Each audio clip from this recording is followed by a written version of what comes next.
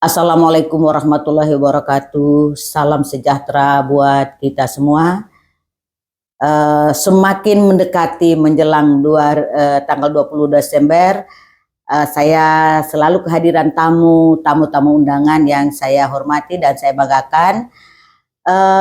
Hari ini Dr. Dewi Cahyawati Nototura Channel Setia Pancamarga Palu menghadirkan seorang tokoh adat, tokoh perempuan, dan juga tokoh birokrasi, karena beliau adalah seabrek. Kalau saya harus membaca CV beliau, mungkin acara kita hanya pendek, tapi saya melihat saja beberapa jabatan-jabatan yang pernah beliau laksanakan di birokrasi atau ASN.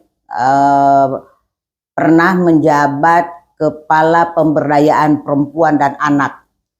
Kemudian yang kami pernah bersama adalah saya di kabupaten, beliau di provinsi, itu adalah Kepala Dinas Pariwisata, Masjid dan Kebudayaan. Kemudian yang ketiga adalah menjelang beliau purna, beliau staf ahli bidang hukum dan politik. Saya kira itu jabatan-jabatan, jadi saya tidak perlu harus mengeksplor dari bawahnya, pasti melalui jenjang-jenjang yang valid untuk bisa mendapatkan jabatan itu. Tetapi kalau organisasi wanita, saya kira tamu-tamu saya ini memang pantas kalau saya memberi predikat kepada mereka, perempuan-perempuan hebat. Beliau adalah Wakil Ketua Badan Kerjasama Organisasi Wanita. Kemudian Bendahara Umum Badan Musyawarah Adat Sulawesi Tengah yang beliau sangat geluti nih hari ini. Wakil Ketua LASKI Provinsi Sulawesi Tengah. Wakil Ketua Bidang Iptek Seni Budaya dan Dewan Masjid Kota Palu DMI. Kemudian Ketua Himpunan Budaya Islam Kota Palu HSBI. Ketua Himpunan Seni Budaya Islam Kota Palu. Ketua Bidang Kebudayaan dan Pariwisata Ikatan Pengusaha Perempuan Islam Sulawesi Tengah IPMI. Ikatan Bidang Penyuluhan Hukum Wanita Peduli Lingkungan Sulawesi Tengah. Saya kira organisasi masyarakat lainnya yang masih banyak, dan kalau saya lihat tadi saya melihat hampir 2 lembar CV beliau dengan organisasi semasa mahasiswa, kemudian organisasi kelihatannya juga ada di keagamaan. Kemudian tapi kalau hari ini saya mengundang Ibu Norma karena selama ini yang saya tahu benar-benar konsisten mengurus BMA Badan Musyawarah Adat di Sulawesi Tengah. Saya kira itu yang mungkin lebih saya akan eksplor beliau untuk masalah bagaimana sekarang kondisi dengan kemajuan zaman seperti ini, untuk mengantisipasi semua itu. Tentunya kekuatan hukum adat di Sulawesi Tengah itu betul-betul harus kita pertahankan, malah mungkin bagaimana sampai tingkat pelestarian dan juga bagaimana sekarang implementasinya. Baik. Ya, mungkin sebelum itu saya persilakan Ibu Norma untuk menyapa tamu-tamu kita atau menyapa para penonton kita yang ada di sana. Bismillahirrahmanirrahim. Assalamualaikum warahmatullahi wabarakatuh. Waalaikumsalam. Yang terhormat ini seorang tokoh perempuan hebat ini di samping saya Dr. Dewi Abdullah Cahyawati Abdullah yang menginisiasi acara ini. Luar biasa, bisa mengangkat derajat seorang perempuan yang punya rekam jejak yang bisa kita eksplor maksudnya. Kemudian izin kami sampaikan ibu saya namanya Ibu Norma.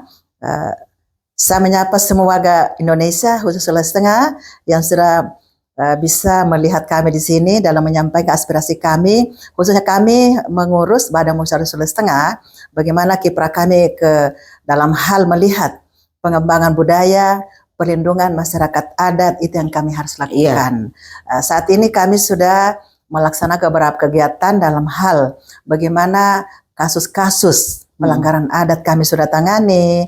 Kemudian masalah hak-hak masyarakat adat kami harus perjuangkan, termasuk kami juga menjalankan tugas mencegah perkawinan anak di bawah umur mengakibatkan stunting di Sulawesi Tengah. Itu yang sekarang fokus kami. Tapi ada lagi fokus berikutnya bagaimana mensejahterakan masyarakat hukum adat. Ya, Ibu. itu penting Ya, sekali penting sebenarnya. karena Penting. saat ini sudah siap perancangan peraturan daerah di bawah DPD dan sudah masuk dalam Balegda DPD Sulawesi Tengah untuk dibahas untuk perlindungan dan pemenuhan hak-hak masyarakat adat. Bu. Sudah masuk. Dan insya Allah dibahas di DPD tahun ini. Kemudian saya juga akan menyiapkan suatu momen penting kerjasama berbagai lembaga bagaimana satu lahan produktif bisa dikerjakan masyarakat meningkatkan kesejahteraannya. Seperti itu Bu sementara. Iya. Jadi memang ini persoalan-persoalan hukum adat dan juga mungkin saya bukan hanya hukum adatnya. Sekarang perilaku-perilaku adat yang dilaksanakan ini dengan adanya pergeseran nilai yang begitu jauh. Sehingga adat itu hanya tidak menjadikan lagi gambaran atau filosofi adab, filosofi perilaku, tapi itu tinggal menjadi salah satu dan tidak lagi menjadi ada simbol-simbol yang bermakna yang kita bisa pahami. Tetapi kalau saya melihat pergeseran yang terjadi saat ini, ya mungkin saya hanya melihat secara umum, mungkin masih ada daerah-daerah yang masih bisa mempertahankan itu, bahwa adat kita ini tinggal menjadi satu upacara yang penting sudah dilakukan. Seremoni aja. Seremonial selalu. Sehingga juga mohon maaf, sampai hari ini kita juga sudah tidak, sedangkan itu di dalam masyarakat Kailis atau saya, kita punya juga serata-serata warna. Kita punya serata-serata cara pakaian-pakaian, ada yang pakaian warna ini, acaranya ini atau pada seratanya ini. Dengan pergeseran nilai yang begitu jauh yang terjadi sekarang, Ibu Norma, kiat-kiat yang dilakukan oleh Badan Musyawarah Adat itu sendiri. Terima kasih Bu Dokter. Saya jelaskan dulu. Tentunya Badan Musyawarah Adat harus punya legalitas. Saya tadi lupa menyampaikan di mana legalitas kami, bahwa dalam peraturan daerah Provinsi Sulawesi Tengah nomor 8 tahun 2001 tentang pelaksanaan kebudayaan, kami dimasukkan dalam 4 pasal. Salah satu pasal mengatur kami membantu pemerintah dan aparat hukum mencegah konflik sosial di masyarakat selain pelestarian nilai-nilai luhur keberagaman budaya di Sulawesi Tengah. Memang apa yang Ibu tanyakan itu sudah menjadi program kami ke depannya dalam merencanakan FGD, Fokus Group Discussion, karena banyak masukan di masyarakat kepada kami. Ini kuning ini layak siapa yang menggunakan? Terus siga ini bagaimana, kapan digunakan, dan warna ini siapa yang menggunakan? Itu fokus kami Bu, kami sudah merancang itu. Insya Allah kita bisa komunikasikan bersama dan kita akan melibatkan seluruh elemen-elemen yang terkait dalam hal kita membangun kesepahaman. Karena ini juga arahan Ketua DPR masa lalu, Ibu Dr. Nilamsari mengatakan tolong BMA juga merancang aturan dalam hal penggunaan ornamen adat agar tidak disalahgunakan. Nah, itu juga penting kita diskusikan bersama, termasuk akademisi. Kebetulan kita orang kampus Bu, wajarlah kita karena tugas kita menganalisis, melihat kajian-kajian akademis, kelayakan tentang model, kemudian warna, karena adat kita sudah mengatur itu Ibu. Cuma belum tersosialisasi dengan baik, sehingga orang seenak-enaknya kadang menggunakan sampul pakai celana panjang ketat, itu tidak elok rasanya. Jadi ini kan membangun komunikasi, bagaimana kita mentaati kultur keadatan kita ini yang perlu kita sosialisasikan. Rencana kami Bu, go to school. Kami sudah beberapa komunikasi kami lakukan dengan para kepala sekolah, bahkan Ketua PGRI kami undang live di RRI, bagaimana juga sekolah peduli dengan budaya ini, termasuk budaya santun dan bermartabat kepada anak sekolah. Jadi kita mulai dari anak sekolah nanti ke depannya. Itu sementara. Kalau saya memang sangat sepaham bahwa ini, karena kita kalau istilahnya, kalau kita sekarang sudah mau main di atas usia rata-rata yang mereka sudah terkontaminasi dengan dunia modern, sudah era terlalu globalisasi malah digital. Sekarang generasi milenial ini sudah jauh. Jadi Malah saya punya satu kebanggaan di Kabupaten Sigi. Mudah-mudahan mereka tahun depan itu mereka sudah akan punya PAUD budaya. Luar biasa. PAUD berbasis budaya. Ya. Nah, jadi sebenarnya karena pada saat umur itu anak-anak otak kecilnya itu masih rekamannya itu masih sangat cukup bagus untuk merekam apa-apa yang dia lihat. Terutama saya bicara tadi masalah adat, masalah masalah etika. Ini yang sangat terkikis yang masih kita harapkan itu dari hukum adat inilah yang mungkin bisa mengambil menggagas itu. Tetapi tentunya dengan juga menghadirkan orang-orang yang dianggap penting, orang-orang yang dianggap tahu, orang-orang juga yang mengetahui agar mengharapkan kita ini jangan ada kita harus satu visi lah, satu misi melaksanakan ini demi kemaslahatan hukum adat kita yang ada di Sulawesi Tengah. Saya sangat berbangga dan juga beliau ini saya harus mengeksplor, saya nggak tahu dari mana banyak sekali kegiatan-kegiatan yang beliau lakukan. Tapi seingat saya waktu para wisata, waktu di eranya Ibu Haja Norma juga kita masih dengan kebudayaan betul. Pada saat itu. Jadi setelah ini berpisah, apakah dinas kebudayaan yang ada dibentuk sekarang itu sudah bisa menjadi mitra atau mungkin juga menjadi support yang baik buat BMA. Itu harapan kita. Baik Bu, saya sampaikan sejak kita sama-sama dulu masih aktif kepala dinas, kita ada namanya Pekan Budaya dan Pariwisata. Karena dulu judulnya Dinas Kebudayaan dan Pariwisata. Kita mengangkat semua kearifan lokal daerah, seluruh kabupaten kota menonjolkan inilah kearifan kami, inilah budaya-budaya yang kami laksanakan selama ini. Artinya menonjolkan tradisi-tradisi masing-masing daerah. Nah saat ini setelah berubah nomenklatur menjadi hanya Dinas Pariwisata, kembali ke Dinas Ekonomi Kreatif.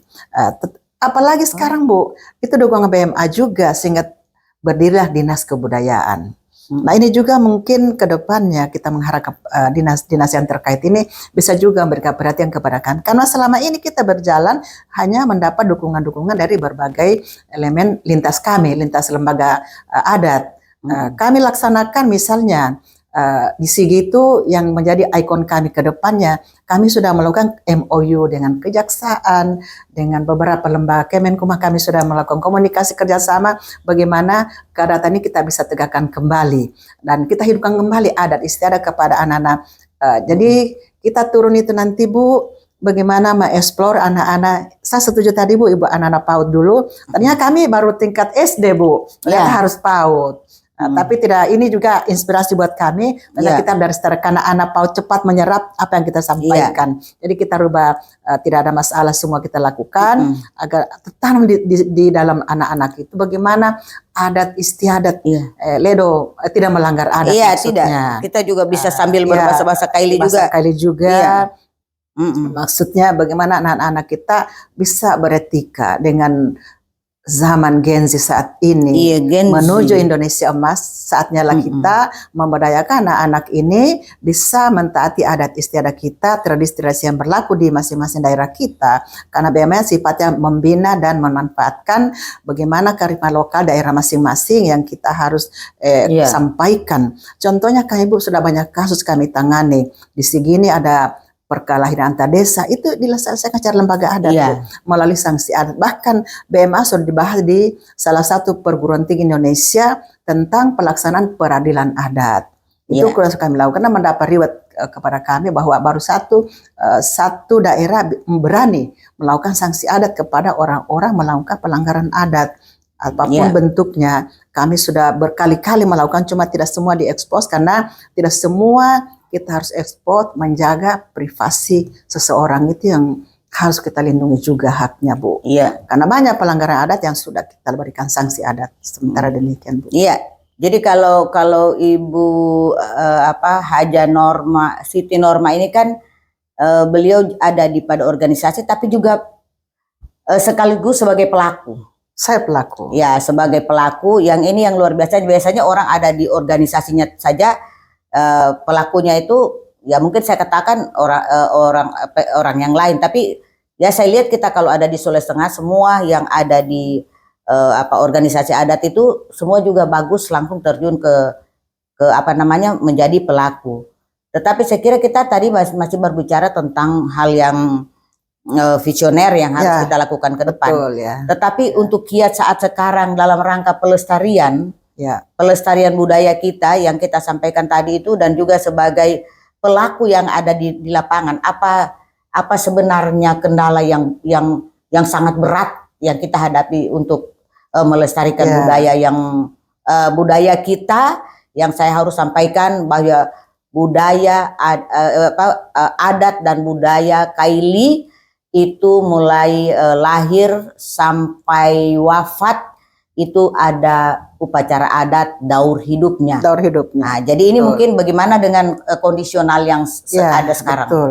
Kalau kita melihat dari zaman ke zaman, adat dulu, baru budaya dulu, baru agama. Begitupun halnya bahwa adat istiadat ini diberlakukan sampai kapanpun, agama dan budaya tidak bisa dipisahkan. Karena kita sekarang ini menerapkan satu sistem tanda talusi.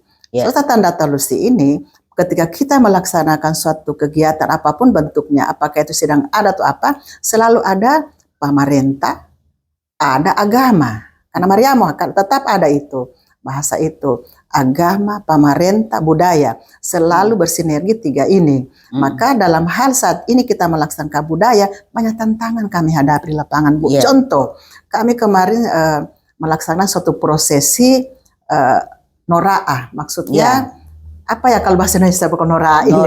Maksudnya kayak saya juga pernah upacara di Taman Mini Nora Binanga. Sebenarnya membuang sial, sebenarnya. Tolak bala. Untat saja itu dibangun. Kebetulan saya waktu itu menwa. Jadi saya pegang kerbau itu, Bu. Saya pegang itu kerbau pada saat dipotong itu untuk karena itu sudah kebiasaan pada leluhur kita masa lalu, noraah, artinya membuang sial, dan hanya darahnya diambil. Itu tantangan dari beberapa tokoh mengatakan itu bid'ah. Itu tantangan, Bu. Jadi ini juga kita tantang juga. Itu kebiasaan kami sudah kami lakukan, dan itu binatang yang sudah dipotong itu dimakan bersama oleh masyarakat seluruh di sekitar kita, tidak dimakan sendiri. Bukan kita bid'ah, tapi itu kebiasaan sudah kita lakukan. Kemudian tantangan lainnya adalah ketika kita turun di lapangan, itulah kita banyak hal yang harus kita pertimbangkan, apalagi menghadapi dua kubu yang harus berselisih, Bu. Alhamdulillah kami di BEMA dilindungi oleh para polisi karena kita sudah melakukan MOU. Kemarin contoh kami menangani kasus tapal batas. Kami didampingi Kapolres, Bu. Kapolres Sigi ada, Kapolres Poso ada. Jadi luar biasa pemerintah mendukung kepada musyawarah adat menjalankan tugasnya dalam bagaimana kasus-kasus di masyarakat ini tidak menimbulkan kegaduhan atau kekacauan atau keributan. Itulah tugas kami. Jadi tantangan cukup banyak, Bu, tidak perlu kami sebutkan satu persatu karena kurang elok juga, Bu, kalau kami uraikan. Tapi inilah kami harus berani menghadapi demi melindungi hak masyarakat. Ada kata-kata dalam Al-Quran, Hairun nas anfa'ulin nas, mengatakan bahwa sebaik-baik manusia bermanfaat. Manusia bermanfaat manusia lainnya. Maka kami apapun tantangan, kami harus hadapi tantangan itu, Bu. Seperti itu. Jadi memang kalau ini ciri khas, saya harus menyampaikan ciri khas perempuan Kaili yang dengan berbagai tipikalnya, ada yang memang agak strong, ada yang ini, tapi karena memang juga di latar belakangnya beliau juga adalah salah satu pengurus Menwa, malah mungkin ketua alumni Menwa. Saya ketua. Iya, yang selalu bekerja dengan kegiatan-kegiatan yang aktivitasnya memang agak-agak sedikit keras. Saya lebih suka itu, saya suka. Jadi kita harus bagaimana karakter, bagaimana saya selalu ingatkan bagaimana karakternya Intondei Puelanga harus naik kuda, berani dia lawan Belanda. Kenapa kita sekarang tinggal untuk memberikan saja? Sebenarnya kita juga tidak melawan, tapi kita mengingatkan, memberikan kepada mereka bahwa hal yang seperti inilah yang benar. Adapun caranya itu mungkin dengan cara seperti apa yang ada persuasif, di lapangan. Bu. Persuasif. Dan juga Ibu Norma, Ibu Haja Siti Norma, beliau adalah juga dosen termasuk di Setia Pancamarga Palu sebagai ketua kerjasama. Kemudian mungkin bukan mungkin di perguruan tinggi lain juga beliau masih beraktivitas.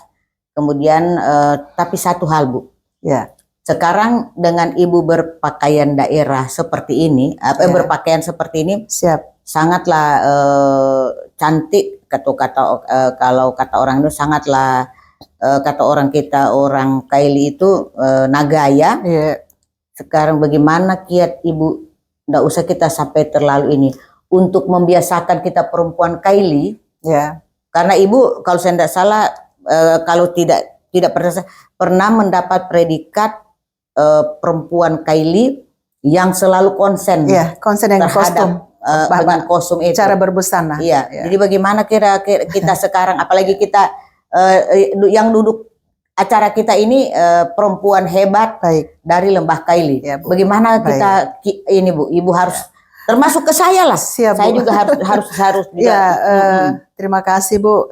Ya. Saya orangnya keras ya, Ya. dan konsisten apa yang saya lakukan itu. Misalnya saya kalau ke pesta atau kemana selalu menonjolkan seperti ini sarung nunggala. Saya tidak Iya. pernah hilang ini, karena ini nenek moyang kita lah ya, nenek moyang saya yang bikin Iya. ini selalu menggunakan ini sarung nunggala. Kemudian saya harus menggunakan kebaya ketika di pesta. Saya jarang menggunakan busana-busana yang lain selain daripada berkebaya. Dimanapun saya selalu menggunakan sampulu, karena itu komitmen kami di BMA itu, tonjolkan bahwa kita harus sampulu apa sama kan agama itu harus menutup kepala. Iya. Nah, jadi kami kalau Tokaili Anissa ini itu jelas kalau harus kita pakai perempuan. sampulu, harus pakai sampulu penutup Iya. kepala. Apapun modelnya silakan aja. Inilah kita menutup aura Ibu. Nah, jadi selalu kita tonjolkan itu dimanapun saya Bu, selalu menggunakan kostum saya seperti ini. Di mana-mana kadang pernah kami sosialisasi, pernah kami lomba-lomba busana kebaya, bahkan baru-baru ini tanggal 24 Juli tahun 2024 lalu saya ditugaskan Ibu dari Janggola mewakili beliau menghadiri suatu momen di GPK Jakarta meluncing Hari Kebaya Nasional. Saya menggunakan kebaya waktu itu, Iya. Bu, karena kami seluruh Indonesia diundang hampir 10.000 perempuan hari berkebaya. Maka kami harus konsisten dengan apa yang bertanggung jawab kepada kami seorang perempuan berkebaya. Seperti itu. Iya. Kalau berkebaya itu memang buat saya nasional. Makanya Ya. tapi mungkin saya lebih kepada baju adat kita sendiri. Ya. Saya tahu kita punya baju Pasua. Baju Saya tahu gembe. kita punya baju Ya. gembe. Ya. Saya tahu kita punya Fatima. baju-baju yang mungkin juga kita bisa sosialisasikan Ya. kepada ini, walaupun saya lihat juga sudah marak pemakaian itu, tapi mungkin tinggal penempatannya lah yang harus kita inikan. Apalagi kita ada kesepakatan kalau kita umpamanya mau ke pesta, sebaiknya kita pakai baju apa, mungkin yang setahu saya kan kita pesta itu harus pakai baju Pasua Ya. atau pakai Baju baju gembe. Ya. Sehingga mungkin ke depan seperti apa yang disampaikan tadi, bahwa kita punya ada satu mungkin yang jangan terjadi sama kita, bahwa malu mengakui identitas kita atau malu memakai apa sebenarnya yang jadi ikon kelebihan kita punya daerah ini sendiri. Tapi saya lihat satu hal yang penting, Bu Norma. Ya. Banyak organisasi-organisasi yang ada tingkat perempuan, khususnya di lembah kita perempuan Kaili. Tapi saya melihat, ya tentunya ya kita sebagai orang akademisi, organisasi ini bukan hanya sekedar berdiri. Ya. Yang dibutuhkan itu adalah gagasan. Kemudian yang dibutuhkan itu adalah setelah gagasan kita pikirkan apa yang harus kita lakukan. Jadi bukan organisasi itu ada apabila hari-hari besar, Betul. apabila pada saat kita harus menghadapi Hanya seremoni saja. seremoni, selalu seremoni, datang selalu yang saya lihat itu berbaju daerah itu sudah itu menunjukkan bahwa kita sudah melaksanakan adat, tetapi kita banyak hal yang kita tidak harus yang harus masih kita lakukan. memikirkan, membuat gagasan, dan memberi penguatan. Baik. Nah, makanya saya melihat, dan yang kedua yang paling penting lagi, ada inspirator yang kita lihat, ada pemikir-pemikir yang harus kita lakukan. Kalau buat saya sih lebih suka saya menjadi, umpamanya saya kalau di film saya lebih suka jadi sutradara daripada jadi pemain. Siapa kalau mau siapa jadi pemain silakan jadi pemain. Tapi nanti kita buatkan satu naskah yang benar-benar baik. Saya kira kalau menurut itu pandangan saya. Mungkin Ibu Norma punya pandangan lain. Baik Bu, memang kalau sejak saya Kepala Dinas Kebudayaan dan Pariwisata sudah mengeluarkan edaran waktu itu tentang Pak Gubernur Long Kijanggola agar kita setiap ada satu hari dalam seminggu bekerja menggunakan batik Donggala. Alhamdulillah, jadi kita kita mengusulkan ada ide kreatif langsung diimplementasikan, itu yang pertama. Nah sekarang ini saya sependapat dengan Ibu Doktor bahwa kita di organisasi ini jangan hanya banyak ide kreatifnya, tapi implementasinya mana? Jadi kalau ketika kita berbicara, harus ada implementasi kita lakukan apa ide kita. Jadi termasuk salah satu contoh. Sekarang ini Bu sudah banyak secara face to face bertemuan kelompok masyarakat, kami sampaikan ketika Anda melakukan suatu perkara adat Tokaili dimanapun Anda berada, alhamdulillah mereka lakukan itu Bu. Kebetulan saya punya butik Ibu, dan banyak mereka kelompok masyarakat yang kaum di Jakarta, di Manado, di Makassar menggunakan kostum kita Tokaili, adat kita. Jadi banyak sudah yang kita secara menyampaikan, mensosialisasikan bahwa kita ini tunjukkan juga baju adat kita di Sulawesi Tengah ini kita cantik baju kita. Kemarin Jakarta sempat sedikit dimodif Bu, tapi cantik seperti India, digunakan di salah pesta di Bogor, itu juga baju Tokaili Ibu. Jadi kita juga secara berkelompok masyarakat di ormas kita sampaikan, dan semua keluarga besar kita Tokaili ini sudah melaksanakan itu Bu, di tempat dimanapun dia tinggal, bahkan di Malaysia juga Bu. Kami dapat informasi kemarin dari ibu kita, pesepuh kita, mereka kebetulan mengambil di rumah saya di Sarawak. Sudah di Nunukan. Mereka di sana ada sudah ada kumpulan komunitas leluhur Tokaili. Mereka saya kirimkan baju adat Bu, dan akan ada pesta nanti di bulan ini. Mereka menggunakan baju adat juga. Jadi kita sudah menyampaikan bahwa inilah baju adat kita yang perlu harus kita banggakan, dan itu sudah terlaksana Bu, insya Allah. Tapi dan ternyata mereka di sana itu cukup besar komunitasnya, ribuan Ibu. Ribuan, dan malah mewakili menjadi ada presiden namanya Presiden Perkasa. Perkasa. Saya kira itu luar biasa. Jadi kita harus yang ada di Provinsi Sulawesi Tengah, Provinsi Sulawesi khususnya kita yang ada di Lembah Kaili. Kita punya PR itu mensosialisasikan, menghimbau atau mensupport teman-teman seperti apa yang kami lakukan hari ini. Di Hari Ibu tanggal 22 Desember 2024. Karena ini adalah Hari Ibu, tentunya kita harus bertonggak kepada dari ibu kita. Ibu yang dimaksud itu sangat besar, sangat luas. Ibu sebagai leluhur, ibu sebagai lokasi di mana kita tinggal. Kemudian ibu kita sendiri adalah orang Kaili, maka saya memanai itu dengan memberikan 22 perempuan hebat dari Lembah Kaili untuk dari berbagai aktivitas. Kemudian dan beberapa dan mereka adalah tokoh perempuan, tokoh politik, tokoh budaya, tokoh pendidikan. Sangat-sangat potensial perempuan-perempuan kita yang ada di Lembah Kaili.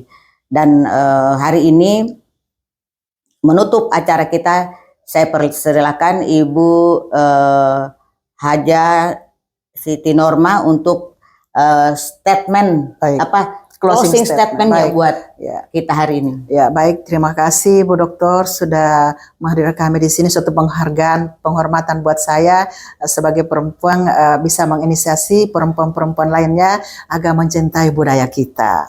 Selalu seperti itu, kita saling menghargai, mentaati adat istiadat kita, tetap kita lestarikan dimanapun kita berada. Mari kita hargai, mari kita lestarikan keberagaman budaya di Sulawesi Tengah ini yang kita cintai, kita banggakan. Terima kasih Bu Dokter. Iya,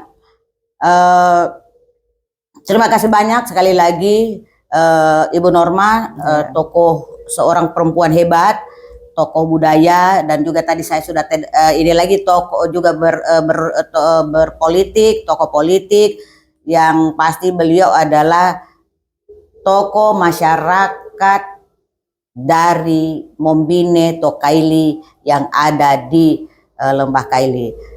Kemudian saya juga atas nama pribadi, atas nama channel Notutura mengucapkan terima kasih banyak kepada Ibu Haja Siti Norma Marajanus, Sarjana Hukum, Master Hukum, Magister Sains. Jadi saya mengucapkan terima kasih. Semoga dialog pendek kita ini bermanfaat buat para penonton yang ada di sana. Kemudian akan ada menjadi pesan-pesan moral yang menjadi amanah buat mereka dan untuk kemaslahatan umat. Saya kira itulah akhir dialog pendek saya bersama Ibu Haja Siti Norma Marajanu SH, Magister Hukum, Magister Sains. Wabillahi taufiq wal hidayah. Assalamualaikum warahmatullahi wabarakatuh. Kasih. Tabe songgom poasi.